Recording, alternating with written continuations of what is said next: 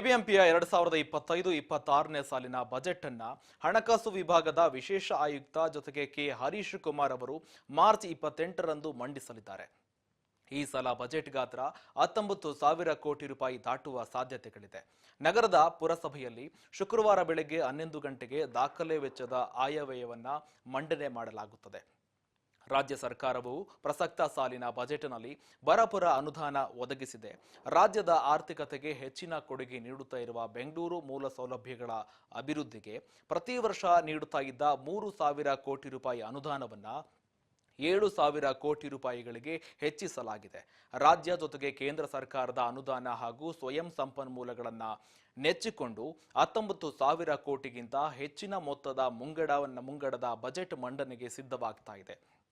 ಜೊತೆಗೆ ಬಿಬಿಎಂಪಿ ತಯಾರಿಕಾ ಮಾಡಿಕೊಂಡಿರುವ ಪಾಲಿಕೆ ಇತಿಹಾಸದಲ್ಲೇ ದಾಖಲೆಯ ಬಜೆಟ್ ಇದಾಗಲಿದೆ. ಮಹತ್ವಾಕಾಂಕ್ಷಿ ಪೂರ್ವ, ಪಶ್ಚಿಮ ಜೊತೆಗೆ ಉತ್ತರ, ದಕ್ಷಿಣ ಕಾರಿಡಾರ್ಗಳಲ್ಲಿ ಸುರಂಗ ರಸ್ತೆ ನಿರ್ಮಾಣಕ್ಕೆ 19,000 ಕೋಟಿ ರೂಪಾಯಿಗಳ ಗ್ಯಾರಂಟಿಯ ಖಾತ್ರಿಯನ್ನ ಸರ್ಕಾರ ಒದಗಿಸಿದೆ. ಉತ್ತರ ಜೊತೆಗೆ ದಕ್ಷಿಣ ಕಾರಿಡಾರ್ನ ವಿಸ್ತೃತ ಯೋಜನಾ ವರದಿಯನ್ನ ಸಿದ್ಧವಾಗಿದ್ದು ಟೆಂಡರ್ ಕರೆಯುವುದಷ್ಟೇ ಬಾಕಿ ಇದೆ.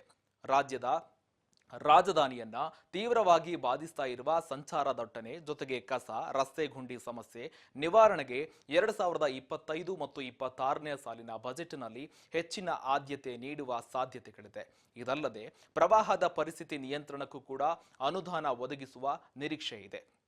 ಈಗಾಗಲೇ ಸರ್ಕಾರದ ಪ್ರವಾಹದ ಜೊತೆಗೆ ನಿಯಂತ್ರಣಕ್ಕೆ ವ್ಯವಸ್ಥಿತ ಚರಂಡಿ, ಒಳಚರಂಡಿ, ಜಲ ಮತ್ತು ಜೊತೆಗೆ ಎಸ್ಟಿಪಿಗಳನ್ನು ನಿರ್ಮಿಸುವ ಬಿಬಿಎಂಪಿ ಜಲಮಂಡಳಿಗೆ 3,000 ಕೋಟಿ ರೂಪಾಯಿ ಆರ್ಥಿಕ ನೆರವು ನೀಡಿದೆ.